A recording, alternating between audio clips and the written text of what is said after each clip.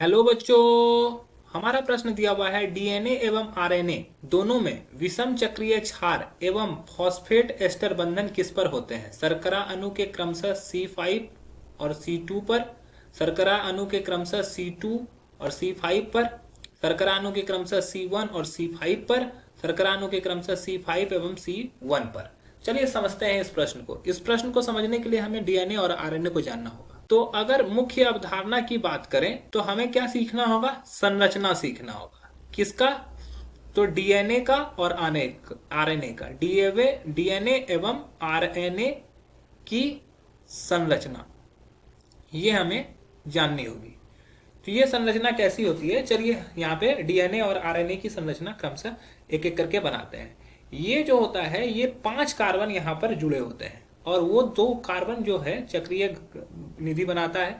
तो ये 1 2 3 4 इस तरह से होते हैं। और क्या होता है कि 5वां कार्बन जो होता है वो इस तरह से CH2 जुड़ा होता है। अब यहां से ये CH2 पर क्या होता है कि O, फिर यहां से P, इधर से OH और यहां से O और इधर OH जुड़ा होता है। ठीक है। और इधर जो पहला कार्बन होता है, ये पहला कार्बन है, ये दूसरा कार्बन है, ये तीसरा, ये चौथा और ये पांचवा। ठीक है। अब पहला दूसरा जो कार्बन है उस पे दोनों तरफ हाइड्रोजन होते हैं और तीसरा जो होता है एक तरफ में हाइड्रोजन और एक तरफ में OH रहता है। जबकि पहला कार्बन पे क्या जुड़ा होता है? पहला कार्बन पर एक हाइड्रोजन जुड़ा होता है और दूसरी तरफ में ये चक्रीय निधि जुड़ा रहता है। ठीक है, जो कि कुछ इस प्रकार से दिखते हैं। ये N से जुड़ जाता है, ये भी N से जुड़ा हुआ रहता है और ये इस प्रकार से जुड़ जाते हैं। यहाँ पे डबल बॉन्ड होता है और ये NH2, ये इस प्रकार का कुछ रहता है। ये हो गया हमारा डीएनए का संरचना।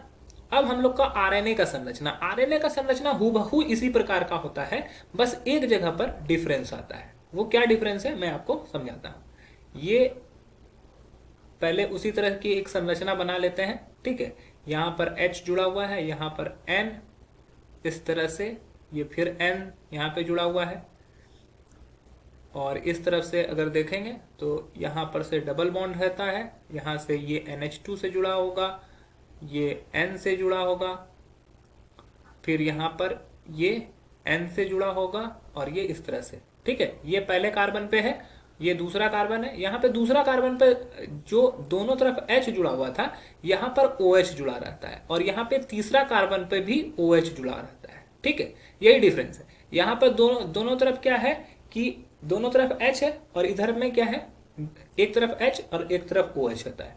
ये चौथा कार्बन हो गया। चौथा कार्बन से पांचवा कार्बन CH2 जुड़ा रहता है और पांचवा कार्बन से सेम वही चीज जैसा कि डीएनए में जुड़ा हुआ था O, फिर उससे P, P से 2 OH ग्रुप और एक ऑक्सीजन, इस तरह से।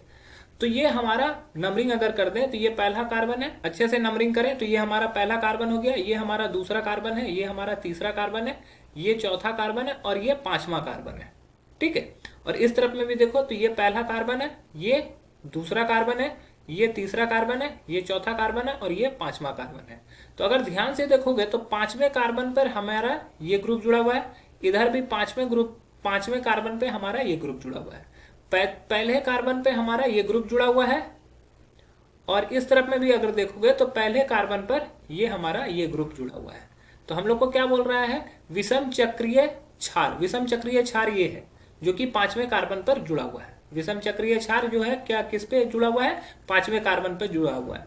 जबकि फॉस्फेट एस्टर जो होता है, फॉस्फेट एस्टर जो है, माफ कीजिएगा मैंने उल्टा बता दिया, बता गया है विषम चक्रीय क्षार। विषम चक्रीय क्षार ये हो गया विषम चक्रीय क्षार जो कि C1 पे जुड़ा हुआ है।